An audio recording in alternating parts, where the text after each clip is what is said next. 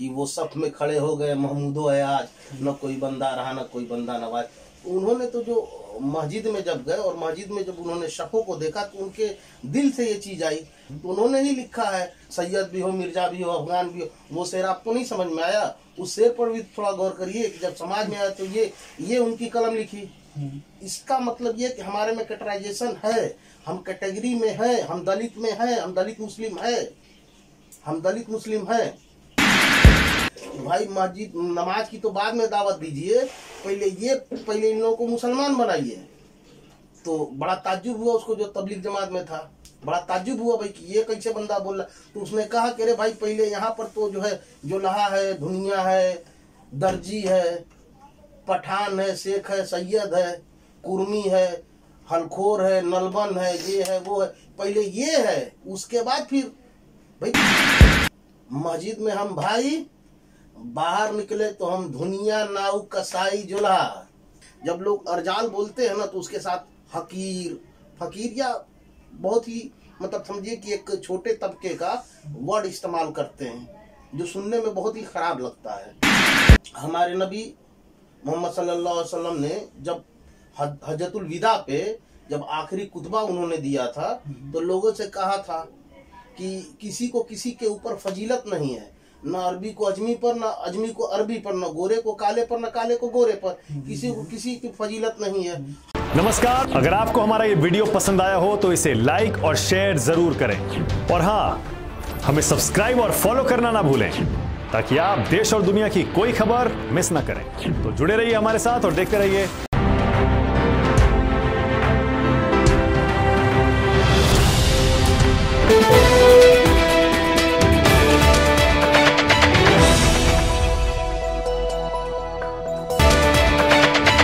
नमस्कार, मैं हूं बिलाल अहमद और आप देख रहे हैं नेट 7।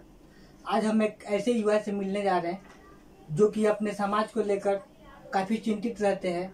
और यही नहीं, इन्होंने इलाहाबाद यूनिवर्सिटी से पढ़ने के बाद सीधा इन्होंने रुख किया मुंबई की तरफ। मुंबई में आके एक छोटा मोटा बिजनेस करने के बाद आज इस मोमेंट पे पहुंचे हैं कि जहां पे अपने समाज के बारे में सोच सकते और समाज को किस तरह से आगे बढ़ाना है, क्या करना है, उसके बारे में आज हम इनसे बात करेंगे। वेलकम वसीम साहब जी। हम आपसे जानना ये चाहते हैं कि आप यहाँ पे कैसे आए, क्या किए, तो इसके बारे में छोटा सा परिचय देते हुए आप लोगों को क्या कहेंगे? मेरा नाम जो है वसीम रजा है और मैं मोहम्मदाबाद गाजीपुर यूपी का रहने वाला हूँ।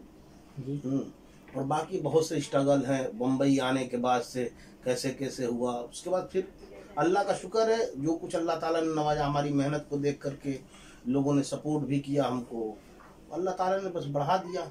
बाकी जो है हमारा जो समाज है उसके लिए काफ़ी जो हम एग्रेसिव हैं और काफ़ी पहले से भी हम काम कर रहे हैं। तो आप समाज में जो काम कर रहे हैं किस लेवल तक काम कर रहे हैं और समाज के लिए क्या करना चाहते हैं? देखा जाए तो जो है ये मूवमेंट तो बिहार से शुरू हुआ था और बहुत पुराना मूवमेंट है। क्योंकि हमारे यहाँ जो है आर्थिक स्थिति हम लोगों की बहुत खराब है। जो पसमानदा समाज है उसकी स्थिति बहुत ही खराब है और करीब समझिए तो ये 50 साल से ऊपर हो गया इस मूवमेंट को चलते हुए, 50 क्या इससे ज़्यादा हो गया इस मूवमेंट को चलते हुए। लेकिन फिर भी जो है कुछ हासिल नहीं हुआ। हाँ, ग्राउंड लेवल पर हम लोगों ने बहुत काम किया है। हमने जो है अपने यहाँ भी काम किया है। यहाँ भी जब से हम आए हैं मुंबई में, जब से हम आए करीब हमको 13-14 साल हो गए करीब। यहाँ भी हम काम कर रहे हैं। लेकिन अब दोनों चीज़ें जो है मतलब समान रूप से चलाने के लिए थोड़ा सा कभी कभी मुश्किल भी आता है, क्योंकि हमारा भी खुद का भी काम है और जो है समाज को भी देखना है, तो उस हिसाब से हो जाता है। लेकिन फिर भी हम लोगों ने बहुत मेहनत किया और यही मेहनत का नतीजा है कि जो है हमको कहीं कहीं प्लेटफॉर्म भी मिल जाता है, कुछ आर्टिकल वगैरह भी निकल जाते हैं, आप लोगों से भी परिचय हो जाता है। अभी तो मैं सफ़र से आया, थोड़ा तबीयत भी नासाज है, फिर आपने कहा तो भैया ठीक है, क्योंकि काफ़ी दिनों से आप बोल रहे थे, करीब हमको लगता है 2 से 3 साल हो गए कि करीब की एक छोटा सा जो है आप बातचीत हो जाए, हमारी बातचीत हो जाए। तो खैर अल्लाह का शुक्र है कि जो है आज बातचीत हो गई हमारी आपकी। जी, लगभग 2-3 सालों से तो मैं आपको जान रहा था, मगर आपने अभी जो नाम लिया पासमानदा समाज, ये पासमानदा समाज का मतलब मीनिंग क्या है, कुछ थोड़ा सा लोगों को बताएंगे? देखिए, पासमानदा का मतलब ये है कि आज़ादी के बाद या आज़ादी के पीरियड में या उससे पहले जो लोग मुख्य धारा से नहीं जुड़ पाए, जो पीछे छूट गए, समझिए कि इसका मोटा मोटी अर्थ होता है कि जो समाज में जो पीछे छूट गए उनको पसमानदा बोलते हैं। जो समाज में पीछे छूट गए, जिनके पास ना आर्थिक है ना सामाजिक है, कोई उनके पास व्यवस्था नहीं है, उनके पास जीने के भी संसाधन बहुत कम है, उसको हम लोग पसमानदा में ही रखते हैं। अब इसमें जो है ना 3 कैटेगरी आप कह लीजिए, हम तो दो ही कैटेगरी रखते हैं कि एक अशराफ है, दूसरा पसमानदा है। लेकिन इसमें क्या है ना कि अशराफ है, अजलाफ है और अर्जाल है। और अर्जाल के लिए मुझको थोड़ी हंसी आती है, जब लोग अर्जाल बोलते हैं ना तो उसके साथ हकीर, फकीर या बहुत ही मतलब समझिए कि एक छोटे तबके का वर्ड इस्तेमाल करते हैं, जो सुनने में बहुत ही खराब लगता है। अब तो समाज उस ढंग से है कि लोग हमको प्लेटफॉर्म भी दे रहे हैं हम लोगों को। अच्छा, मैं अकेला नहीं काम कर रहा हूँ, बहुत से एक्टिविस्ट हैं जो काम कर रहे हैं। और ये जो मूवमेंट चलाए थे, हाफिज मरहूम आसिम बिहारी साहब थे, जो एक मजदूर थे, उनकी ये सोच थी कि भैया हमें जो है समाज में बराबरी का हक मिलना चाहिए। एज ए ह्यूमन हमको भी समाज में हर तरीके का हक मिलना चाहिए, जो हमको नहीं मिला, आज तक हमको नहीं मिला, और उसी की लड़ाई है। क्या लगता है कि आपकी जो मूवमेंट है और आपकी जो मुख्य धारा से जो जुड़ने की रास्ते हैं वो पहले से बंद है या अब चालू हुआ है कहीं पे? पहले तो बिल्कुल बंद था, लोग हमको खड़ा नहीं करते थे, न प्लेटफॉर्म देते थे। अब समझिए कि ये जो हमारा 12 से 15 साल का जो मुंबई का जो हमारा जो है अपना काम करने का जो मामला थे, तो हमको लगता है कि बहुत कम लोग, यहाँ तक कि लोगों को तो पता ही नहीं है भाई, हमारे समाज में लोगों को पता ही नहीं कि पसमानदा क्या है, पसमानदा क्या है, लोगों को पता ही नहीं है। वो सिर्फ दिमाग में इनके है बस मुसलमान। इसी मुसलमान के चक्कर में जो इनका हक होता है सामाजिक आर्थिक, वो मिल नहीं पाता है।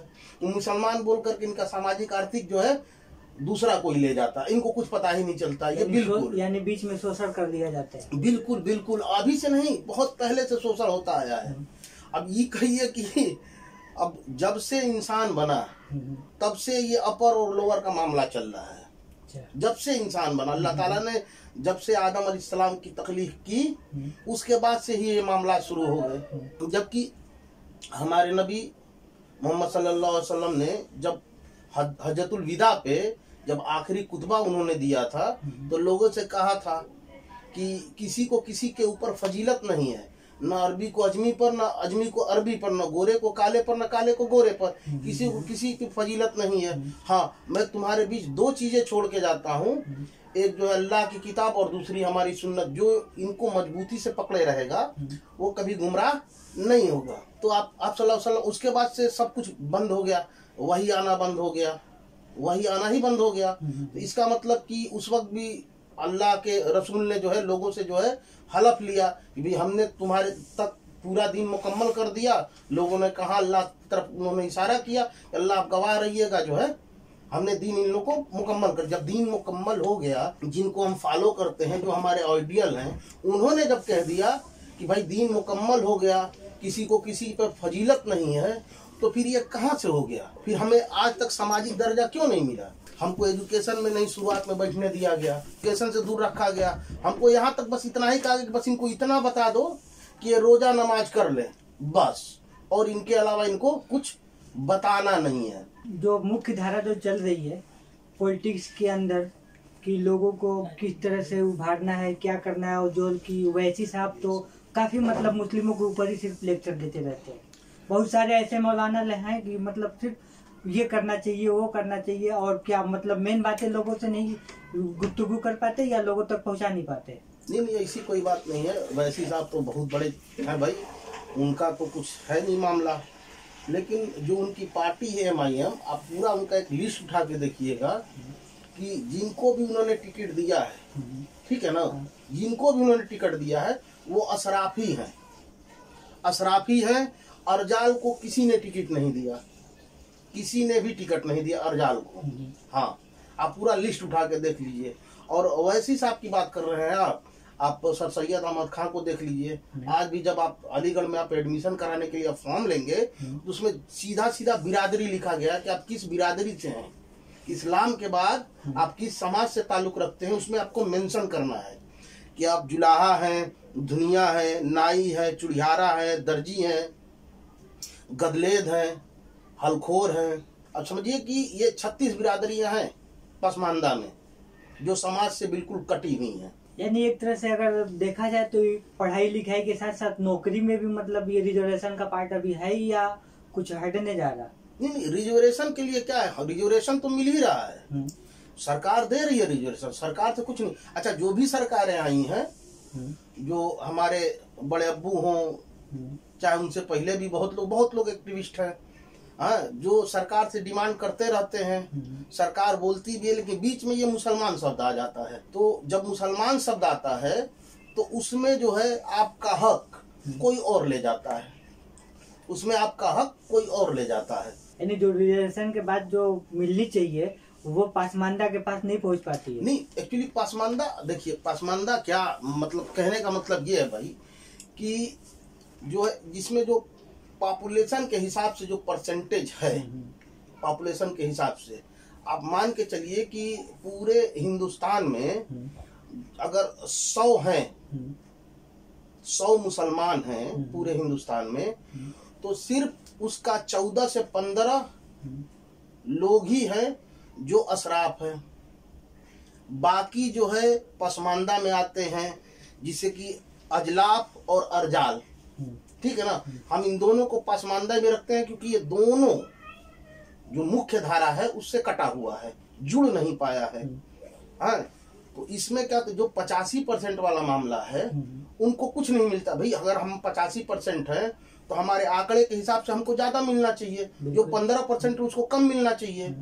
तो अब अगर आप अगर आप इलेक्शन में भी देखेंगे, जो MP MLA का जो चुनाव हुआ, इससे पहले कहीं 14 बार हुआ है, MP का 15 बार हुआ है, या MLA का भी जो UP में है, महाराष्ट्र में कहीं भी है, तो उसमें जब देखेंगे आप पसमानदा का नेतृत्व, तो इनका जो है 100 में 40 लोग हैं मान के चलिए, और पसमानदा 100 में 5 लोग हैं, माने कि हम 1% पे भी नहीं आते हैं।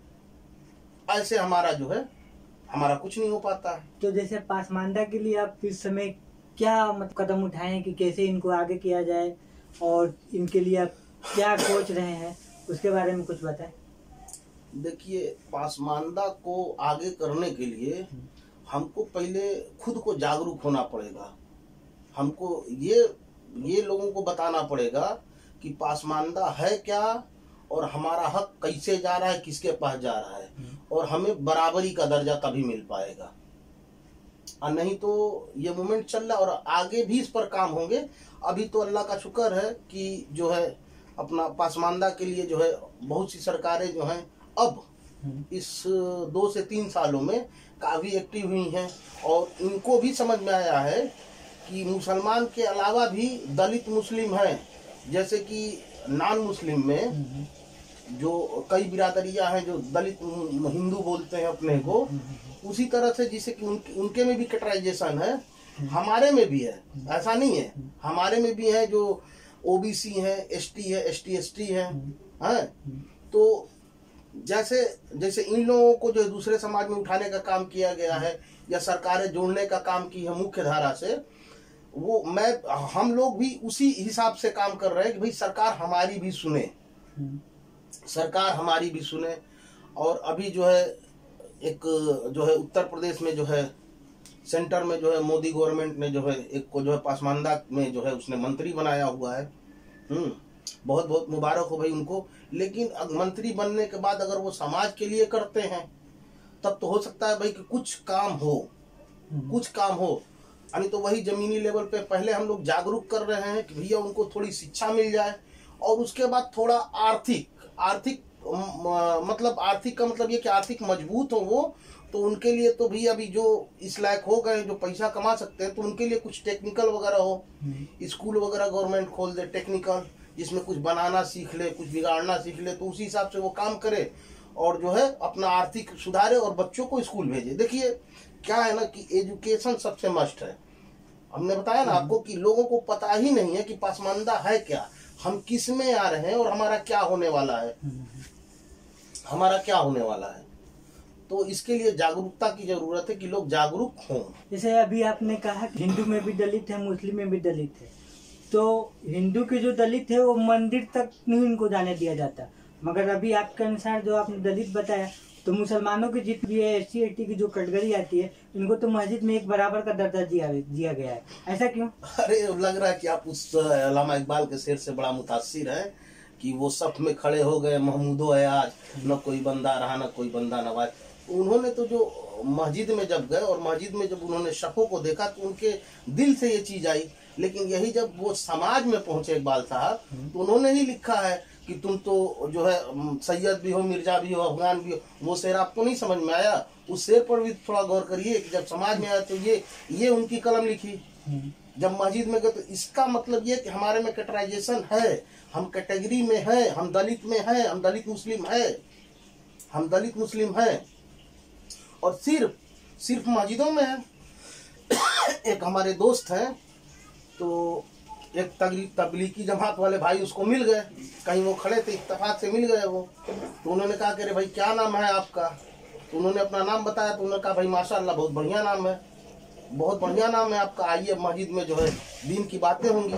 तो उस बंदे ने क्या बोला, जो मेरा दोस्त था उसने क्या बोला कि भाई मस्जिद नमाज की तो बाद में दावत दीजिए, पहले इन लोगों को मुसलमान बनाइए। तो बड़ा ताज्जुब हुआ उसको, जो तबलीग जमात में था, बड़ा ताज्जुब हुआ भाई कि ये कैसे बंदा बोल रहा। तो उसने कहा कि अरे भाई पहले यहाँ पर तो जो है जुल्हा है, धुनिया है, दर्जी है, पठान है, शेख है, सैयद है, कुर्मी है, हलखोर है, नलबन है, ये है वो है, पहले ये है, उसके बाद फिर भाई पहले मुसलमान बनेंगे तब तो। अभी तो फिर हम तो कैटेगरी में है, पहले हमको आप मुसलमान बनाइए, उसके बाद फिर नमाज ना होगी। मुसलमान नहीं है, आप कहते हैं दर्जी है, आप कहते हैं जुल्हा है, आप कहते हैं धुनिया, आप कहते हैं चुड़ियारा है, तो कहां से होगा? और सिर्फ हम मस्जिदों में ही बराबर हैं। मस्जिद में हम भाई, बाहर निकले तो हम धुनिया, नाउ, कसाई, जुल्हा। ये है असल हकीकत। हमको सामाजिक न्याय नहीं मिला। लड़ाई सिर्फ उसकी है कि आप हमको सामाजिक न्याय दीजिए। अच्छा, हम लोग हमेशा जो भी सरकार रही हो, हमको इससे कोई फर्क नहीं पड़ता है कि हम किसकी सरकार में सरवाइव कर रहे हैं। हमने जो भी सरकारें आई हैं, हम लोगों ने डिमांड किया भाई कि हमारी आर्थिक स्थिति ऐसी है, सामाजिक स्थिति ऐसी है। हम लोगों ने डिमांड किया कि हमको जो है रिजर्वेशन में रखा जाए, हमको रिजर्वेशन दिया जाए, हमको हमारे पॉपुलेशन के हिसाब से रिजर्वेशन दिया जाए। लेकिन नहीं, वो जो बड़े उलमा लोग हैं या जो काउंसिलें हैं वो सीधे कहती हैं मुसलमान, और मुसलमान बोल करके सारा फायदा ले जाती हैं। पासमानदा को कुछ नहीं मिल पाता है। तो मतलब आप ये कहना चाहते हैं कि पासमानदा को सिर्फ नाम के लिए मुस्लिम रखा गया है और उनको कोई फैसिलिटी नहीं दी गई है? बिल्कुल, हमको कहीं नहीं रखा गया भाई, ना कोई इदारे में है, ना जो आपका कोई बोर्ड जो है आपका वक्फ बोर्ड है, मिली काउंसिल है, और ये है वो है, दुनिया भर के जो भी हैं सब उसमें से एक सैयद पठान भरे हुए हैं। हाँ, अच्छा एक चीज और आपने ख्याल नहीं किया होगा कि इन लोगों में एक चीज और है, क्वालिटी के बुनियाद पे नहीं है, नस्ल की बुनियाद पर वो उसमें आएगा कि भाई अगर मदनी मियाँ है तो उनके लड़के, सैयद मियाँ है तो उनके लड़के, ऐसा करके पूरा जो है इन लोगों ने सीट को रिजर्व किया हुआ है। हमको नहीं देते, हमारे जो है उसमें, हाँ हम लोग हैं ना, हम लोग हैं, झंडा उठाएंगे हम, बैनर लगाएंगे हम, नारा लगाएंगे हम, वो आएंगे और जो है अपना दीन की बात करेंगे और चले जाएंगे, बाकी फिर मैदान हम साफ करेंगे। यानी मतलब इस तरह से देखा जाए तो समाज के अंदर जो पसमानदा समाज है वो काफी पिछड़ी हुई है और अनपढ़ समाज ऐसे लग रही है। तो आप जो हैं इनको मतलब कोई जगह नहीं देना चाहते? बिल्कुल, तो शुरू से हुआ है ना, शुरू से हमारे साथ भेदभाव हुआ है, शुरू से ही भेदभाव हुआ है। जब इन लोगों ने अपने इदारे शुरू किए तो हमारे लिए इदारे नहीं शुरू किए, हमारे लिए स्कूल कॉलेज नहीं बनाए। जो भी स्कूल कॉलेज बना ये अशराफ लोगों के लिए ही बना, चाहे जामिया कह लीजिए, अलीगढ़ कह लीजिए, और भी कई है, अपना हैदराबाद में कह लीजिए। अरे ये आपने अभी ओवैसी साहब का नाम लिया, इनके अंडर में दक्कन हैदराबाद में 10 जो है ऐसे संस्थाएं हैं, स्कूल कॉलेज है। आप उनसे पूछिएगा कभी कि कितने जो है पासमानदा चाहे अर्जाल चाहे अजलाफ को इन्होंने रिजर्वेशन पर जो है मेडिकल में दाखिला दिला दिया, किसी इनका खुद का बैंक भी है, बैंक में नौकरी दिला दी, या और भी इनके पास बहुत सी चीजें, स्कूल में लेक्चरर का दे दिया, मास्टर का दे दिया, टीचर का, मतलब कि इनके पास कुछ ऐसा है, बहुत कुछ है इनके पास जो चाहे तो कर सकते हैं। अगर साल में अगर ये मेडिकल कॉलेज में अगर 5 अगर जो पासमानदा को अगर जगह दे देंगे तो एक पासमानदा का बच्चा 4 लोगों को पढ़ा करके कम से कम क्लर्क तक तो पहुंचा ही सकता है। बिल्कुल, कम से कम क्लर्क तक तो पहुंचा सकता, और आने वाली उसकी जनरेशन सुधर जाएगी। लेकिन अगर वो सुधर जाएगी तो फिर इनके पीछे नहीं चलेगी। जब पीछे नहीं चलेगी तो इन लोगों का काम होगा खराब, और ये चाहते नहीं है। जो भी इन्होंने शुरुआत में इंस्टीट्यूशन बनाए सिर्फ अपने लोगों के लिए, हमने कहा ना कि ये सिर्फ ये चाहते थे कि सिर्फ हम रोजा और नमाज करें, बाकी और कुछ नहीं। जो पासमानदा समाज है वो अपने आप को ऊपर आने के लिए कि क्या करना चाहिए और कैसे लोगों को जागरूक किया जाए? देखिए, इस पर काम तो हो रहा है, बहुत सी संस्थाएं और बहुत से लोग काम कर रहे हैं। हमारे अंदर जो है थोड़ा सा जो हमारी आर्थिक स्थिति अच्छी नहीं है पासमानदा समाज की, और आर्थिक स्थिति अच्छी न होने की वजह से हमें जो समाज में जो समानता का दर्जा मिलना चाहिए वो मिल नहीं पा रहा है। और जो हमारे जो पासमानदा से कुछ भाई लोग जो बड़े पोस्ट पे चले जाते हैं वो भी हमें अनदेखा कर देते हैं, एक हमारे बड़े पापा थे, एक बात बताते थे हमेशा कि जब अंबेडकर से पूछा गया, जबकि अंबेडकर साहब को तो मौका मिला, वो विदेश गए पढ़ने के लिए, लेकिन आसिम बिहारी साहब चाहे कयूम साहब को भी थोड़ा मौका मिला, थोड़ा सा एजुकेटेड थे, लेकिन आसिम बिहारी साहब तो नहीं थे, इनको तो मौका ही नहीं मिला कि भाई ये शिक्षा हासिल करें। लेकिन जब इनसे पूछा गया भीमराव अम्बेडकर जी से, और इनका तो एहसान है, इनका पासमानदा या दलित मुसलमानों पे एहसान है, और एहसान भी नहीं कहा जा सकता है कि जब वो महाराष्ट्र से जब चुनाव लड़े, जब वो फॉर्म बनाने की बात हो रही थी, संविधान बनाने की बात, तो जब महाराष्ट्र से जब वो चुनाव लड़े तो चुनाव हार गए।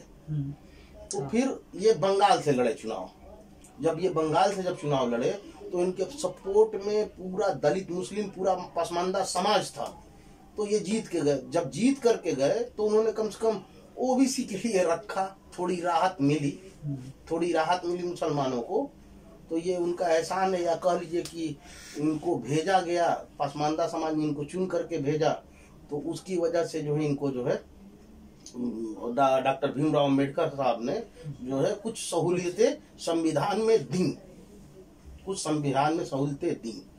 इनसे जब ये पूछा गया सवाल कि भाई आपको किसको प्रायोरिटी देंगे, भाई आप हिंदू को देंगे कि नेशन को देंगे, तो उन्होंने कहा नेशन को। फिर उनसे पूछा गया कि आप अपनी बिरादरी को देंगे कि नेशन को, तो उन्होंने सीधे कहा कि मैं अपनी बिरादरी को तरजीह दूंगा। यानी मतलब ये कानून की जो आपने बात की, तो कानून में भी क्लियर किया था कि हम अपनी बिरादरी को देंगे, फिर मुस्लिम पासमानदा जो है बैकवर्ड, उनको छोड़ दिया गया, ऐसा कुछ है? नहीं, छोड़ा नहीं गया, एक्चुअली ना हमको ऊपर आने ही नहीं दिया गया ना। जो समाज में जो न्यायिक व्यवस्था थी, तो सारा कुछ जो है अशराफ के हाथ में था। सारा कुछ जितना जो है अपना राजनीतिक जो है मामलात थे, सब उन्हीं के हाथ में था। तो इसकी वजह से जो है हमको भी और धक्का लगा और हमारा समाज पीछे गया, क्योंकि हमको आगे क्या हो रहा है या सरकार में क्या पॉलिसी बन रही है हमको कुछ पता ही नहीं होता था। सरकार हमारे लिए कुछ पॉलिसी बनाती थी तो मुसलमान बोल करके ये लोग आ जाते थे, हमको कुछ मिल ही नहीं पाता था। हमारे समाज में सबसे पहले क्या है कि हमको थोड़ी आर्थिक अगर उन्नति होगी तो जाहिर सी बात है कि हमें थोड़ा बहुत एजुकेशन में आएंगे। अगर हम एजुकेशन हमारे अंदर रहेगा, अभी तो मान ली कि अगर जो आर्थिक स्थिति जो लोग मजबूत कर रहे हैं, तो अगर ध्यान दे कि नहीं भी हमको आधा खाना है और बच्चे को पढ़ाना है, तो हो सकता है कि अगली नस्ल हमारी जो है अल्लाह करे भाई कामयाब कर दे उन लोगों को, और हम लोगों की मेहनत कामयाब हो। ये थे वसीम साहब, जो मुस्लिम समाज के अंदर फैली हुई पिछड़ापन के बारे में कुछ कहना चाहें, और उन्होंने काफी हद तक जो कहा वो बिल्कुल सही कहा। आगे फिर मिलेंगे इनसे।